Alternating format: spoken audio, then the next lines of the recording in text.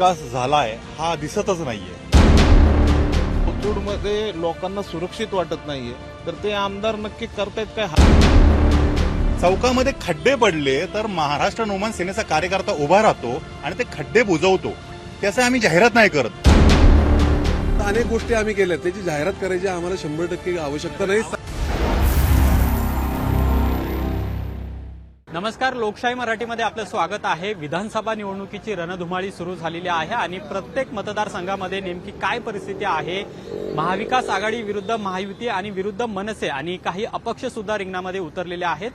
पुण्यामध्ये आपण आज बहुचर्चित मतदारसंघ आहे तो म्हणजे कोथरूड विधानसभा मतदारसंघ, ज्या मतदारसंघाचं प्रतिनिधित्व मंत्री असलेले चंद्रकांतदादा पाटील दुसऱ्या वेळेस खरं तर मैदानामध्ये उतरलेले आहेत आणि त्यांच्या समोर महाविकास आघाडी आणि मनसे असा हा तिरंगी सामना आहे तो सुद्धा या कोथरूड मतदारसंघामध्ये रंगणार आहे. सध्या आपण कोथरूडमध्येच आहोत आणि आपल्यासोबत हे सगळे महाविकास आघाडी, महायुती आणि मनसे त्याचबरोबर काही अपक्ष यांचे प्रतिनिधी आहेत ते सुद्धा आपल्यासोबत आहेत. सुरुवातीला आपल्यासोबत भाजपचे चंद्रकांतदादा पाटील यांच्याकडून पुनीत जोशी हे खरं तर भाजपची बाजू मांडतील. त्यानंतर सुधीर धावडे जे मनसेचे उमेदवार किशोर शिंदे आहेत जे मैदानामध्ये उतरलेले आहेत त्यांच्या वतीनं ते बोलतील आणि दुसरीकडे महाविकास आघाडीकडून उद्धव बाळासाहेब ठाकरे पक्षाचे चंद्रकांतदादा मोकाटे हे जे मैदानामध्ये उतरलेले आहेत त्यांची बाजू योगेश मोकाटे आहेत ते मांडणार आहेत. सुरुवातीला आपण भाजपकडे जाऊया, कारण की गेल्या 5 वर्षापासून चंद्रकांतदादा या भागाचं प्रतिनिधित्व करतात आणि काय मुद्दे खरं तर आता दुसऱ्या टप्प्यामध्ये भाजपसमोर असणार आहेत. गेली 5 वर्ष दादा या भागाचं प्रतिनिधित्व करतायत, मंत्री सुद्धा राहिलेले आहेत. नाही, 5 वर्षापूर्वी आदरणीय चंद्रकांतदादा पाटील या मतदारसंघातनं निवडून आले. त्याच्यापूर्वी मेधाताई कुलकर्णी या मतदारसंघाच्या आमदार होत्या. 19ला दादा या मतदारसंघातनं आमदार झाले. आपल्याला माहिती आहे की 2019 नंतर लगेच 20 आणि 21 अख्खा देशच नाही तर अख्खं जग हे कोविडच्या प्रादुर्भावाने अफेक्टेड होतं.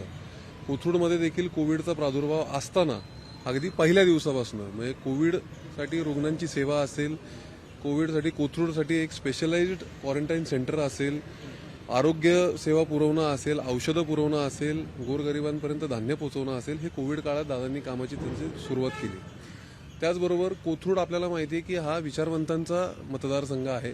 त्या कोथरूडमध्ये वाचकांसाठी प्रेरणा वाढावी म्हणून एक चांगलं वाचनालय हे कोथरूडमध्ये आम्ही फिरतं वाचनालय केलं. आज 3 फिरते वाचनालय ह्या कोथरूडमध्ये फिरतात. आपल्याला माहिती आहे की कोथरूडकर जसं कोथरूड मतदारसंघात उच्चभ्रू वर्ग आहे तसाच वस्ती भाग देखील आहे. म्हणूनच या कोथरूडमध्ये गेले 5 वर्ष झाले मोफत फिरता दवाखाना हा कोथरूडमध्ये फिरतो. त्या व्यतिरिक्त MNGLशी टायअप करून एक अतिशय अत्यावधत व्हॅन अशी आम्ही तयार केली आहे की ज्यात महिलांसाठी अनेक तपासण्या वगैरे होतात. त्याही गेले 5 वर्ष आम्ही करतोय. एकंदरीत विकास जो आहे म्हणजे इन्फ्रास्ट्रक्चर म्हणून आहे त्या विषयात देखील कोथरूडमध्ये अनेक विषय, अनेक गोष्टी ह्या ज्या प्रलंबित होत्या त्या पूर्ण झाल्या. म्हणणं आहे की विकास झालेला आहे. मनसेकडे आपण जाऊया. काय वाटते तुम्हाला? म्हणजे आता ते म्हणतात की गेल्या 5 वर्षामध्ये बरीच कामं कोथरूड मतदारसंघामध्ये झालेली आहेत, तर मग आता तुम्ही काय मुद्दे घेऊन आता मैदानात उतरलाय? विकास झालाय हा दिसतच नाहीये. जे मुद्दे किंवा जे प्रोजेक्ट ते सांगता येते ते प्रत्यक्षात कोथरूड विधानसभा मतदारसंघाचे जे उमेदवार आहेत त्यांच्यामार्फत डायरेक्ट झालेले आहेत का, हा सगळ्यात मोठा प्रश्न आहे. जे केंद्राचे प्रोजेक्ट आहेत ते जर विधानसभा मतदारसंघ, ही महानगरपालिकेची किंवा लोकसभेची इलेक्शन नाहीये, ही विधानसभेची इलेक्शन आहे. विधानसभेचे आमदार हे स्वतःच्या अखत्यारीत जे कामं करतात, जे प्रोजेक्ट आणतात आणि जे आयकॉनिक प्रोजेक्ट तयार केला जातो मतदारसंघामध्ये तो दाखवण्यासाठी त्यांच्याकडे एक पण नाहीये. चौकामध्ये खड्डे पडले तर महाराष्ट्र नवमान सेनेचा कार्यकर्ता उभा राहतो आणि ते खड्डे बुजवतो. त्याचं आम्ही जाहिरात नाही करत. पण यांच्या विधानसभेच्या उमेदवाराला जर एखादा खड्डा बुजवलेला त्याची जर जाहिरात करावी लागत असेल तर मला नाही वाटत हे कुठला आयकॉनिक प्रोजेक्ट कोथरूड मतदारसंघामध्ये एक विकास म्हणून भारतीय जनता पक्षाकडनं या ठिकाणी मांडण्यात आलेलं आहे. आरोप करतात तुमच्यावर की तुम्ही फक्त जाहिरातबाजी करताय म्हणून. नाही, जे काम आम्ही केलंय त्या लोकांकडनं जर ह्या गोष्टीचं कौतुक होत असेल तर मला असं वाटतं त्याला जाहिरात करणं म्हणत नाही. एक खड्डा बुजवला आणि एक बॅनर लावला असं नाही. कोथरूडमधले साधारण 1,500हून अधिक खड्डे, छोटे मोठे, म्हणजे फक्त खड्डेच नाही, त्यात ड्रेनेजची झाकणं असतात, जी झाकणं वर आलेली असतात. यापासून अनेक गोष्टी आम्ही केल्या, त्याची जाहिरात करायची आम्हाला 100% आवश्यकता नाही. गेल्या 5 वर्षात विकास झालाय का? कोथरूडमध्ये विकास झालेलाच नाहीये. अख्खं कोथरूड खड्ड्यामध्ये आहे. कोथरूडमधल्या महिला सुरक्षित नाहीयेत. कोथरूडमध्ये रोज खून होत आहेत. कोथरूडमध्ये लोकांना सुरक्षित वाटत नाहीये. आणि जेव्हा लोकांना सुरक्षितच वाटत नाहीये तर ते आमदार नक्की करतायत काय हा प्रश्न सर्वसामान्य कोथरूडकरांना पडतो. त्यामुळं विकास नाही तर लोक इथं सुरक्षित नाहीयेत. लोकांना खूप भयभीत वातावरण कोथरूडमध्ये झालेलं आहे. दिन दहाडे इकडे खून होत आहेत, चोऱ्या होत आहेत, रस्त्याची दुरवस्था आहे. त्यामुळं विकास झालाय असं मला तरी वाटत नाही. बरं, त्यांनी महिलांचा मुद्दा काढलेला आहे. आपल्यासोबत महिला सुद्धा आहेत. ताई, काय सांगाल? त्यांनी सुरक्षिततेचा मुद्दा काढलेला आहे महिलांचा. तर या कोथरूड मतदारसंघामध्ये खरीच अशी परिस्थिती आहे का? तुम्हाला काय जाणवतं? आहे. कोथरूड महिलांसाठी असुरक्षित आहे. प्रामुख्याने महिलांसाठी मी हा प्रश्न घेईल की 70हून अधिक महिला मुली बेपत्ता कोथरूडमध्ये आहेत. त्यानंतर महिला पोलिसांची संख्या आपल्याकडे कमी आहे, जेवढ्या पोलीस चौक्या आहेत तिथे. त्यामुळे त्या पालकांना पुरुष पोलिसांशी बोलता येत नाही. त्यामुळे महिला पोलिसांची संख्या वाढवली पाहिजे, हा पहिला मुद्दा आहे. आणि पाणी हा कोथरूडमधला महिलांसाठी ज्वलंत प्रश्न आहे, तो मिटलेलाच नाहीये. बांधकामं अनेक होत आहेत, पण पाणी नागरिकांना प्यायला सुद्धा वेळेवर मिळत नाही 1 तासाच्या वर, हा ज्वलंत प्रश्न काय आहे. उत्तर आहे तुमचं? पाणी मिळत नाही असं त्यांचं म्हणणं आहे. नाही, पाण्याच्या विषयात 24/7चा जो प्रकल्प सुरू आहे त्यात काही प्रमाणात थोडंफार काम हे राहिलेलं आहे. पुण्यात साधारण 122 टाक्या पूर्ण उभारायच्या होत्या. त्यापैकी साधारण आपल्या कोथरूड भागात लागणाऱ्या ज्या 3 महत्वाच्या टाक्या आहेत त्याचं काम पूर्ण झालेलं आहे. मानेर वालेवडीत आपल्याला माहिती 2 वर्षापूर्वी जी पाण्याची टंचाई होती ती अतिशय म्हणजे तातडीनं आपण पूर्ण केली. 3 महिने जेव्हा पाण्याची म्हणजे जेव्हा काम चालू होतं तेव्हा लोकसहभागातनं दादांनी प्रत्येक सोसायट्यांमध्ये टँकर देखील पोहोचवले. आज अशी बानेरवालेवाडीत परिस्थिती की आज पाण्याचा प्रश्न हा बानेरवालेवाडी पाषाण सुतारवाडीतनं संपला आहे. काही ठिकाणी अजून काम थोडंफार राहिलं आहे, ते देखील अतिशय गतीनं होत आहे. मला असं वाटतं की महिलांच्या विषयात जर आपण आता सांगितलं, त्यांनी सांगितलं, कोथरूड मतदारसंघाच्या हद्दीत साधारण 3 पोलीस स्टेशन येतात. त्या 3 पोलीस स्टेशनपैकी 2 PI या महिला आहेत. म्हणजे असं नाहीये की महिला पोलीस नाहीत. मी तुम्हाला सांगतो, आदरणीय दादा जेव्हा पालकमंत्री होते तेव्हा पोलिसांसाठी सगळ्यात जास्त फंड पोलीस स्टेशन्स वाढवण्यासाठी असतील, पोलिसांचा फोर्स वाढवण्यासाठी असतील, हा सगळ्यात जास्त फंड हा पोलिसांना जर ह्या पुण्याच्या आतापर्यंतच्या जर भविष्यात कोणी दिला असेल तर तो आदरणीय चंद्रकांत दादांनी पालकमंत्री म्हणून दिलाय. म्हणून ह्या सर्व गोष्टी आहेत. नक्कीच आम्ही असं म्हणत नाही की सगळ्या गोष्टी परिपूर्ण आहेत, परंतु खूप अतिशय चांगल्या पद्धतीचे शासकीय प्रयत्न असतील आणि सेवा म्हणून असतील, या दोन्ही विषयात मला असं वाटतं की गेल्या 5 वर्षात खूप चांगलं काम आम्ही बघतो आणि कोथरूडकर अनुभवत आहेत. तुम्ही या मतदारसंघामध्ये राहताय, तर काय समस्या तुम्हाला जाणवत आहेत किंवा काय होणं आवश्यक आहे? समस्या तशा भरपूर आहेत, पण समस्याबाबत बोलायचं झालं तर इथे जे काय रिडेव्हलपमेंट चाललेलं आहे त्याला कुठल्याही एपीसायचं काय कॅल्क्युलेशन नाही. सगळे बिल्डर लोक येत आहेत, मोठमोठ्या बिल्डिंग बांधतायत, पाणीची काय सोय नाही, ड्रेनेजची काय सोय नाही, आणि एपीएसआय वाढून लोकांना फसवायचं काम बिल्डर लोक करतायत. एवढंच माझं म्हणणं आहे. फसवायचं काम करतायत असं म्हणतात. भाजपकडे आपण जाऊयात. त्यांचं असं म्हणणं आहे की कामं झालेली नाहीयेत, फसवेगिरी आहे ती सुरू आहे. निवडणुकीच्या तोंडावरती काही योजना आहेत त्या सरकारने आणलेल्या आहेत, त्याचं श्रेय इथले आमदार घेत आहेत. नाही, हे खरं तर चुकीचं आहे. आपण इथं जे बघत असताना हे सगळे पदाधिकारी आहेत. हे पहिलं आपल्याकडनं मी क्लिअर करतो. त्यामुळे तुम्ही ज्यांना विचारता ते पदाधिकारी आहेत, ते पक्षाची बाजू मांडतात. हे प्रामाणिकपणे आम्ही सर्वांनी मान्य केलं पाहिजे. तुम्ही सर्वसामान्य नागरिकांमध्ये गेला तर भारतीय जनता पार्टीचं काम दिसेल, आणि म्हणूनच चंद्रकांत दादांना भरघोस मतांनी इथनं निवडून दिलं. त्याच्यानंतर 74,000चं लीड भारतीय जनता पार्टीच्या उमेदवाराला म्हणजे आदरणीय मुरलीधर अण्णांना कोथरूडकरांनी दिलं. विकास झाला नाही असं आपण म्हणू शकत नाही. दुसरी गोष्ट, जर तुम्हाला वाटत असेल जर कामं झाली नाही तर येत्या काळामध्ये जनता सुज्ञ, आम्हाला जे काही योग्य त्या पद्धतीने मतदानामध्ये आम्हाला जो काही कौल देईन तो आम्हाला मान्य असेल. पण एक प्रकारे महाविकास आघाडीकडून असा प्रचार केला जातोय की स्थानिक विरुद्ध बाहेरचा उमेदवार, म्हणजे चंद्रकांत दादा कोल्हापूरचे आहेत, इथले चंद्रकांत मोकाटे स्थानिक आहेत, असा एक प्रचार सध्या महाविकास आघाडीकडून केला जातोय. त्याला कसं उत्तर आहे तुमचं? नाही, याच्यावर एकच उत्तर आहे. गेल्या 5 वर्षात दादांनी केलेली विकास कामं, भारतीय जनता पार्टीच्या सरकारने केलेली कामं, या कामांच्या पुढं हे बाकीचे कुठलेही मुद्दे टिकणार नाहीत असं मला वाटतं. कोथरूडकरांना म्हणजे ज्येष्ठापासून लहानांपर्यंत सगळ्यांना हे चंद्रकांत दादा हे प्रियसे आहेत, आणि आपण ते येत्या निवडणुकीत बघू. मगाशी एक विषय माझ्या एका मित्रांनी सांगितला की नुसते कॅमेरे लावल्याने होत नाही, पण कॅमेरे लावले तरी आम्ही ज्या कोथरूडमध्ये कॅमेरेच नव्हते, चौकाचौकातच कॅमेरे लावलेत, प्रत्येक वस्त्यांमध्ये आम्ही कॅमेरे लावलेत, प्रत्येक सोसायट्यांच्या बाहेर कॅमेरे लावलेत. कशासाठी लावलेत? तर ह्या सुरक्षेच्या दृष्टिकोनानेच लावलेत. मला असं वाटतं की कोथरूडकर जनता हे 100% सगळं त्यांनी बघितलेलं आहे, आणि ते आपला कौल हा अतिशय देतील, आणि आम्ही तो विनम्रपणे स्वीकारू. काय म्हणायचं तुम्हाला? महत्वाचा हा मुद्दा आहे. कॅमेरे हे याच्या आधी लागलेले होते. महानगरपालिकेच्या निवडणुकीत स्थानिक नगरसेवक असतील, पृथ्वीराज सुतारांनी लावलेले. हा सन्माननीय राजसाहेबांचा आमचा विचार आहे की जो जर चांगलं काम करत असेल तर त्याचं आम्ही हे करतो. दुसरा मुद्दा असा आहे की कॅबिनेट मंत्री जर चंद्रकांत दादा असतील तर कॅबिनेट मंत्री पदाच्या लेवलची कामं झाली पाहिजे इथे. कोथरूडला याच्या आधी काही कधी आमदार नव्हते का? त्यांनीही कामं केली. स्थानिक तुम्ही म्हणता की भूमिपुत्र, तर याच्या आधी किशोर भाऊ शिंदे यांनी स्वाभिमानी कोथरूडकर या नावाने निवडणूक लढली, तोंडापर्यंत निवडणूक गेली, पण थोडक्या मतांनी त्यांचा पराभव झाला. पण ह्यापुढे असा होणार नाही. दुसरी सर्वात मोठा अभ्यासूचा विषय, कोथरूडकरांनी जर आतापर्यंत पाहिलं तर एक चेहरा निवडून आल्यानंतर पुढच्या वेळेस तो चेहरा देत नाही. त्यामुळे मी ह्या निवडणुकीला सांगतो किशोर भाऊ शिंदे हे प्रचंड मताने विजयी होणारच. पण लोकसभेमध्ये तुम्ही तर यांच्यासोबतच होता, म्हणजे यांना पाठिंबा सुद्धा दिलेला होता, प्रचारामध्ये तुम्ही होता, आणि आता तुम्ही विधानसभेला वेगळं लढतायत, तर मतदार तुम्हाला मतदान देतील असं तुम्हाला का विश्वास आहे? सांगतो. सन्मान्य आदरणीय राजसाहेब ठाकरे यांनी नरेंद्र मोदीजींना त्यावेळेला पाठिंबा दिला, तो बिनशर्त पाठिंबा दिला, तो महाराष्ट्राच्या अस्मितेसाठी पाठिंबा दिला, मराठी भाषेला अविभाज्य दर्जा होण्यासाठी तो बिनशर्त पाठिंबा दिला.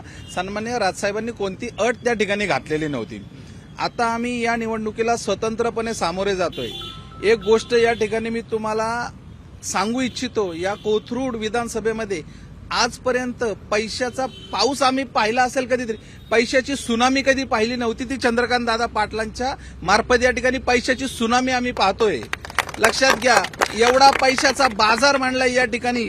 चंद्रकांत दादांनी मागच्या चार वर्षात सहली कधी काढल्या नाही. चंद्रकांत दादांनी मागच्या 5 वर्षात सहली ट्रिप कधी काढल्या नाही. आता चंद्रकांत दादांनी याच वर्षी चंद्रकांत दादांनी अशा कोणत्या ट्रिपा काढायला सुरुवात केली आहे? पैशाचा बाजार या ठिकाणी भारतीय जनता पार्टीने मांडलाय. आणि तुम्ही जो मुद्दा इग्नोर करताय, दादांनी जो मुद्दा इग्नोर केलाय, दादा विकासाचा मुद्दा तर आहे, पण भारतीय जनता पार्टीकडे स्थानिक उमेदवार नव्हते का? आज आमच्या महिला भगिनी मेधाताई कुलकर्णी प्रचंड बहुमताने निवडून आल्यानंतर दादांनी कोथरूड सारखं विधानसभा का निवडली हा प्रश्न कोथरूडकरांच्या मनामध्ये आहे. आणि दादांना, पुनीत दादांना मी एक गोष्ट सांगू इच्छितो, तुम्ही जो म्हणताय ना की कोथरूडकरांनी चंद्रकांत दादांना स्वीकारलंय, कोथरूडकरांनी बानेर बालेवाडी पाषाणचा 25,000चा लीड किशोर भाऊ शिंदेंनी इथं तोडलाय आणि आम्ही 3,000चा लीड या ठिकाणी कोथरूडमध्ये घेतलाय. त्यामुळे कोथरूडकर चंद्रकांत दादांना कदापि स्वीकारणार नाही. महाराष्ट्र नवनिर्माण सेनेचे उमेदवार अॅडव्होकेट किशोर नानासाहेब शिंदे हे 5 वर्ष सातत्याने लोकांमध्ये, नागरिकांमध्ये बिना पैशाचे कामं करत असतात. सन्माननीय राजसाहेबांनी जो हिंदुत्वाचा मुद्दा आज ठेवलाय, हिंदुत्वाचा मुद्दा महाराष्ट्र नवनिर्माण सेने इतका कडवट मुद्दा कुणी ठेवला नाही. आज अजानाच्या विरुद्ध, बांगेच्या विरुद्ध आवाज उठवणारा सन्माननीय आमचे नेते आहेत. त्यांनी कुठल्याही महाराष्ट्रामध्ये एकही नेता नाहीये की भोंग्याच्या विरोधात तिथं आवाज उठवेल. सन्माननीय राजसाहेबांनी तो उठवलाय आणि माझ्यासारखे छोटे मोठे कार्यकर्ते, महाराष्ट्र नवनिर्माण सेनेचे कार्यकर्ते आदरणीय किशोर भाऊच्या पाठीशी उभे आहेत. आणि 100% हा विजय महाराष्ट्राच्या अस्मितेसाठी, हिंदुत्वाच्या अस्मितेसाठी कोथरूडकर किशोर भाऊंना निवडून देतील आणि विधानसभेत पाठवतील, एवढं मी तुम्हाला सांगतो. मुद्दे लक्षात आले. अतिशय गंभीर आरोप यांनी केलेले आहेत की पैशांची सुनामी या मतदारसंघामध्ये आलेली आहे. नाही, मी तेच सांगतोय. मगाशी पण मी सांगितलं, गेले 5 वर्ष झाले. मी अगदी म्हणजे तुम्हाला कोविड काळापासून सांगितलं. कोविड काळ 2020 आणि 21 साली होता. लोकसहभागातून स्वखर्चातनं क्वारंटाईन सेंटर उभा करून दिलं, तेव्हा कुठली निवडणूक होती का? गेले 5 वर्ष झाले. अनेक बचत गटातल्या महिला असतील, त्यांना उद्योग देण्याची कामं होतात, बिझनेस देण्याची कामं होती, तेव्हा कुठली निवडणूक होती का? कुठली, मी तुम्हाला सांगतो, कुठल्याही निवडणुकीला म्हणजे डोळ्यासमोर ठेवून अशी कुठलीही आम्ही करत नाही. 5 वर्ष काम करणारा आमचा पक्ष आहे. पैशांची सुनामी आली. मला एक या ठिकाणी सांगायचंय, कसं आहे माहितीये का, किशोर भाऊ शिंदे त्यांनी नाव घेतलं मनसेचं. आम्ही राजसाहेब ठाकरेंना सगळे मानणारे लोक आहोत. हिंदुत्वासाठी ज्या पद्धतीने त्यांनी लोकसभेला मोदीजींना पाठिंबा दिला, आम्ही 100% त्यांना मानणारे आहोत. पण मला किशोर भाऊ शिंदेचं बोलावं. मागची निवडणूक झाल्यावर आत्ता दिसलेत, कुठं होते 5 वर्ष? ते सांगतायत किशोर भाऊ शिंदेच्या ऑफिसच्या बाहेर कोविडच्या काळात एक पार्टी होती, इथं धान्य मागायला येऊ नये. कशाला बोलायला होता साहेब? दादा चुकीचं पसरू नका. धान्य वाटा महाराष्ट्र सैनिकांनी या ठिकाणी किशोर भाऊंनी आमच्या इथं धान्य मागायला येऊ नये असे फोटो आहेत. आम्हाला एवढंच सांगायचंय. आम्हाला हे बघा, तुम्ही बोलत असताना ऐका ना, त्यांना त्यांचे मुद्दे मांडू दे. तुम्ही केल्यावर आम्ही ऐकणार का? तुम्ही केल्यावर का आम्ही ऐकून घेणार का? मग 1 मिनिट, त्यांना मुद्दे मांडू दे. माझं एक म्हणणं ऐका ना. कशाला ऐका, सांगतो ना. हे बघा हे आता म्हणतात कुठलं काम केलं. अहो बाणेर बालेवाडी सारखा एवढा मोठा भाग झाला, तिथं सबस्टेशन कोणी बांधू नाही शकलं. आज सबस्टेशनची परवानगी आली, सबस्टेशनचं काम चालू झालं. किती याच्यात झालं. आज गदिमांचं स्मारक हे या कोथरूडमध्ये आम्ही करतोय. उगीच काहीतरी बोलायचं आणि मुद्द्यावर बोलू आपण, मुद्द्यावर. मला एकच म्हणायचंय, ही निवडणूक विकासावर झालं. जसं आता योगेश मोकाटेंनी सांगितलं की बाबा आपल्या उमेदवारांनी जे काम केले ते काम घेऊन आपण पुढे चालू. जनता हा कौल देईल. आम्ही जे काम केलं ते जनतेपर्यंत पोहोचणार आहे. बरं, आपण महाविकास आघाडीकडे एकदा जाऊया. महाविकास आघाडीकडे जाऊया. दोघांमध्ये जे काही आरोप प्रत्यारोप चालू आहेत ते तुम्हाला मान्य आहेत का? पैशांची त्सुनामी खरंच या मतदारसंघामध्ये आहे का? मुळात अमोलदादा, मी पहिल्यांदाच सांगितलं, इथं जमलेल्या सर्व हे जे लोकप्रतिनिधीच आहेत, पदाधिकारी म्हणजे लोकप्रतिनिधी आहेत, यांनी याचं भान ठेवलं पाहिजे की आपण प्रत्येक पक्षाने आपल्या उमेदवारानं केलेल्या कामावर मतं मागितली पाहिजेत. पैशाचा पाऊस होतोय, काय होतोय, जनतेच्या संपूर्ण लक्षात आलेले. तुमच्या लक्षात आलेलं आहे का? आमच्या लक्षात आलं तरी आम्ही आज या मुद्द्यावर बोलत नाही ना. आम्ही काय म्हणतोय, विकास काम ठीक आहे, जनतेला दिलं असेल, वाटलं असेल, कुणी नसेल वाटलेलं, जनतेच्या डोळ्यासमोर दिसते, जनता बघून निर्णय घेईल ना. विकास आघाडीकडे आपण जाऊ. तुम्ही असा प्रचार करता की स्थानिक विरुद्ध बाहेर. त्यांनी त्याचं स्पष्टीकरण दिलेलं आहे की दादा जरी बाहेरचे असले तरी ते इथलेच आहेत. हे बघा, इझिली अवेलेबल माणूस कोण आहे? आज आमचे चंद्रकांत काका. कोणी त्यांच्या ऑफिसमध्ये जाऊ शकतं, बाबा काका आमचा असा प्रॉब्लेम आहे, सॉल्व्ह करून द्या. आज चंद्रकांत दादांना इझिली कनेक्ट होताच येत नाही. ही सगळ्यांची शोकांतिका आहे. हे म्हणतायत ना प्रभागातले नगरसेवक किंवा काय, किंवा नागरिकांनी आमदारांना निवडून दिले ना. एखाद्या नागरिकाला जर आमदाराला भेटायचं असेल तर करायचं काय? ते नागरिक नक्की त्यांचा कॉन्वॉय बघतात बरं का. एकदम 100-150च्या स्पीडनी गाडी जाते, 150ची स्पीडनी गाडी येते, फुल जोरात जाते, ते गाडी एकदम बघतात ते नागरिक. पण जेव्हा नागरिकांना आमदारांना भेटायचंय ती त्यांची भावना असते, आमदार त्यांना भेटत नाही. त्यामुळं हा मुद्दा खूप महत्वाचा आहे, स्थानिक विरुद्ध बाहेरचा. काय मुद्दा मांडायचा? आमदाराला आमदाराचं काम करू द्या, पक्षाच्या प्रतिनिधीला पक्षाचं काम करू द्या. त्यामुळे माझी अशी एक विनंती आहे की सामाजिक संघटनांचा जो आमचा मंच आहे, भारत जोडो अभियान, आम्ही सगळे एकत्र आलेलो आहोत. आम्ही काय कुठल्या पक्षामध्ये नाही, पण आम्ही महाविकास आघाडीला पाठिंबा का दिला? कारण या भारतातला, या महाराष्ट्रातला, कोथरूडमधला सामाजिक सलोखा हा चांगला राहावा. इथले विकास व्हावे, रस्त्याचे प्रश्न आहेत, ट्रॅफिकचे प्रश्न आहेत. लोक कंटाळलेले आहेत. लोकांचे 2-2 तास, 3-3 तास हे गाडीवर उभं राहून जात आहेत ट्रॅफिकमध्ये. कोथरूडमध्ये अजून एक उमेदवार अपक्ष उतरलेले आहेत. तर काय म्हणणं आहे तुमचं? जे या 3 प्रमुख पक्षांनी त्यांचे मुद्दे मांडलेले आहेत, तुम्हाला काय वाटतं? माझा ह्या निवडणुकीमध्ये अपक्ष म्हणून उमेदवारी अर्ज भरला आहे. त्याच्या मागे 2 कारणं आहेत. एक, गरजवंतला मदत मिळाली पाहिजे. गेली 40 वर्ष ज्या समाज गरजवंत म्हणून मराठा समाज जो आरक्षण मागतोय त्या समाजाला पण न्याय मिळाला पाहिजे. गरजवंतांना, गरीब त्याच्यातही आहेत, त्यांना न्याय मिळाला पाहिजे, ही माझी भूमिका. दुसरी भूमिका आहे की मी पुस्तक लिहिलेलं आहे एक, राजकीय पक्षांच्या चिन्हांचे 100 तोटे. ह्या चिन्हांमुळे काय झालेलं आहे, लोकशाहीला या ठिकाणी खड्डा पडलेला आहे, वास आलेला आहे. आपण ड्रेनेजचा वास बघतो, आपण खड्डे पडलेले बघतो, पण लोकशाहीमध्ये, निवडणुकामध्ये पडलेले खड्डे आपण बघत नाहीये. तर ते खड्डे पाहायला पाहिजे. कारण 1951-52ला ज्यावेळेस पहिली निवडणूक झाली त्यावेळेस 85% भारतीय अशिक्षित होते, लिहिता वाचता येत नव्हतं. म्हणून त्या अशिक्षितांची सोय म्हणून चिन्हे आणली. आता त्याला झाली 73 वर्ष. 73 वर्षात उलट झालं. आता 85% लोक शिकलीत. पहिल्याच निवडणुकीमध्ये चिन्ह ऐवजी फोटो पाहिजे होते, ते कधी नव्हे, ते 73 वर्षानंतर आता ईव्हीएमवरती उमेदवारांचे फोटो आलेले आहेत. तर आता जे अशिक्षित मतदार आहेत ते उमेदवारांचे फोटो पाहून मतदान करतील. त्याला शिक्षित करण्याचं काम ह्या व्यवस्थेचं होतं. कोथरूड मतदारसंघामध्ये तुम्ही काय म्हणून लोकांसमोर जाताय? जसं यांनी दावा केला की अनेक कामं चंद्रकांत दादांनी इथं केलेली आहेत. कोथरूड मतदारसंघामध्ये चिन्हांचे गुलाम जर असतील तर त्या गुलामीमधनं मुक्त करण्यासाठी मी हा लढा लढतोय. बरं, आता एक राज्यस्तरावरचा मुद्दा आहे. भाजप आणि मनसे जवळपास आता एक मैत्री होत चाललेली आहे. तर मग कोथरूडमध्ये पण असं चित्र पाहायला मिळेल का? ही वेगवेगळी लढत पाहायला मिळणार आहे? मैत्री आमची पूर्वीपासून आहे. हिंदुत्वाच्या विचाराने जो पक्ष आमच्या बरोबर येईल तो आमचा मित्र. मग तो भाजपा असू देत किंवा मग शिवसेना असू देत. हिंदुत्वाचा विचार घेऊन जर ते चालणार असतील तर ते आमचे मित्र आहेत.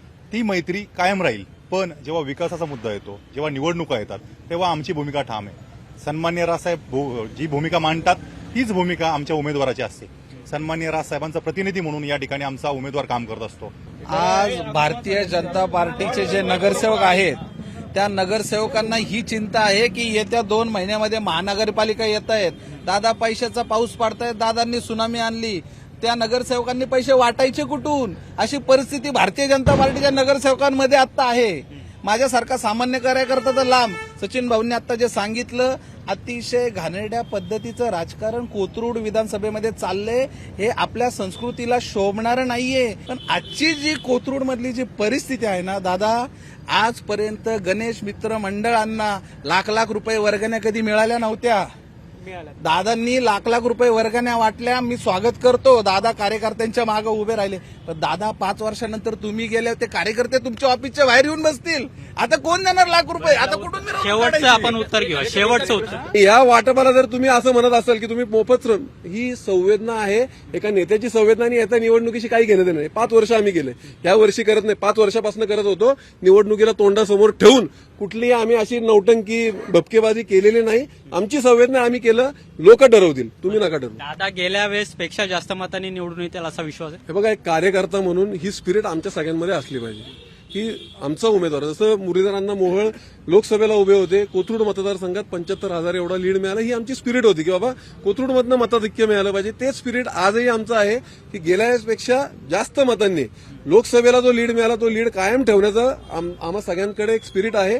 आणि आम्ही सगळेजण मेहनत करणार आहोत, लोकांपर्यंत पोहोचणार आहोत, लोकांकडे जाणार आहोत, लोकांना संपर्क करणार आहोत. दादांनी केलेले काम, अण्णांनी केलेले काम, आमच्या नेत्यांनी केलेले काम, हे काम आम्ही पोहोचवण्याचं काम आहे. शेवटी निवडणूक ही फक्त नेत्यांची नसते, निवडणूक ही कार्यकर्त्यांची असते. कार्यकर्ता मोबिलायझेशन होणं, कार्यकर्ता फिरणं, कार्यकर्त्याचा संपर्क वाढणं, ही निवडणूक असते. जसं आता त्यांनी सांगितलं पुढच्या 3 महिन्यांनी आम्हालाही लोकांसमोर परत जायचंय, तेव्हाही आम्ही जाणार आहोत. आणि जी दादांनी, या ठिकाणी मी परत सांगतो, दादांनी ज्या योजना इथं चालू ठेवल्या आहेत त्यांचे शिलेदार म्हणून आम्ही सर्व भारतीय जनता पार्टी हे कोथरूडमध्ये कायम चालू ठेवणार, याची ग्वाही मी या ठिकाणी तुम्हाला देतो. खूप खूप धन्यवाद सगळ्यांचे. तर अगदी वेळात वेळ काढून हे सगळे प्रतिनिधी, कार्यकर्ते, पदाधिकारी, त्याचबरोबर पुणेकर हे या ठिकाणी आपल्याला आलेले पाहायला मिळालेले आहेत. अतिशय चर्चेत असलेला हा सगळा कोथरूड मतदारसंघ असणार आहे, ज्यामध्ये आपल्याला तिरंगी लढत पाहायला मिळणार आहे. पण मतदार नेमकं कुणाला आमदार करणार हे सुद्धा पाहणं महत्वाचं आहे. गेल्या 5 वर्षात चंद्रकांतदादा पाटील यांनी अनेक कामं केलेली आहेत असा दावा भाजपकडून करण्यात येतोय. तो पहिल्यांदाच उद्धव बाळासाहेब ठाकरे पक्षाचे उमेदवार सुद्धा यामध्ये रिंगणात उतरलेले आहेत. पण त्यांनी त्यांच्या आमदारकीच्या काळामध्ये जी कामं केलेली आहेत ती कामं आम्ही लोकांना सांगू, असं त्यांचा दावा आहे. तर मनसेने सुद्धा गेल्या 5 वर्षामध्ये इथले जे उमेदवार किशोर शिंदे आहेत त्यांनी काय काय कामं केलेली आहेत हे घेऊन ते मतदारांसमोर जाणार आहेत. पण गेल्या 5 वर्षामध्ये विकास हा झालेला नाहीये असं सुद्धा आता विरोधी पक्षांचा आरोप आहे. पण पुणेकर नेमकं कुणाला कौल देणार हे सुद्धा पाहणं महत्वाचं आहे. 23 नोव्हेंबरला याचा जो निकाल आहे तो सुद्धा आपल्याला पाहायला मिळणार आहे. अमोल धर्माधिकारी, लोकशाही मराठी, पुणे.